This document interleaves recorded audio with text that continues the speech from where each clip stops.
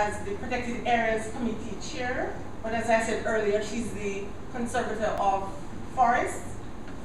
Very passionate about her area, and we welcome her to bring her remarks now.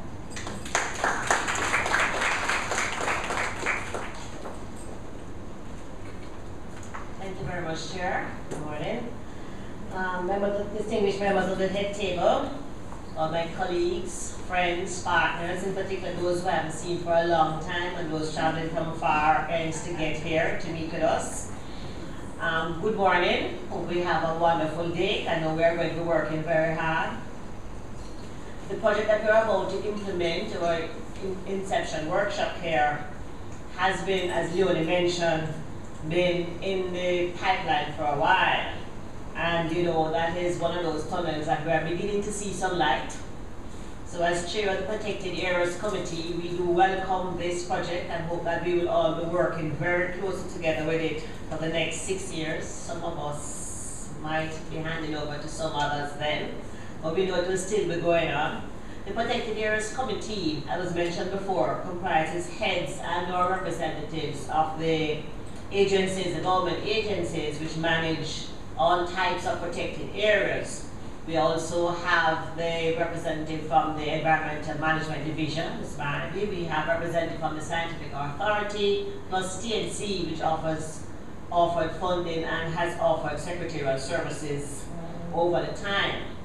And now, after our years of working, we're beginning to see some results coming out of our activities at the Protected Areas Committee.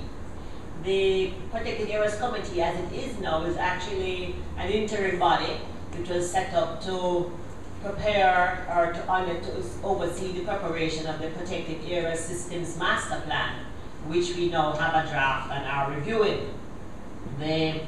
From the Protected Areas System Master Plan, we know that there were gaps, we had identified gaps, and this particular project will also be looking at that. The Protected Areas Systems Master Plan was also prepared with information from a previous project, which was funded by EFJ, which produced a lot of the documents and the studies which we are now using, which will also be incorporated in activities for this particular project. So it takes a little while, but you can see the linkages down the years as we move towards getting the protected area system in place.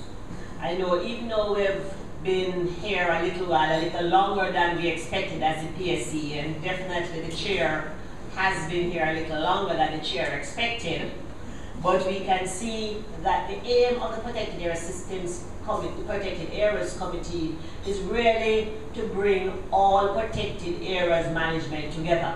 So we're looking now at the protected areas with a capital P.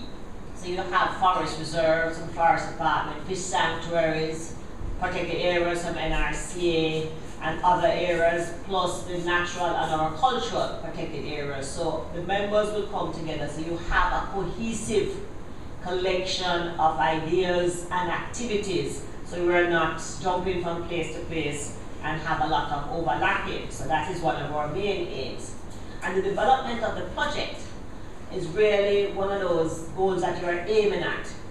With the Protected Area Systems Master Plan, you will then be looking at now how we can look at sustainably managing the system that we are putting in place, to look at the financial sustainability and the operational stroke management sustainability.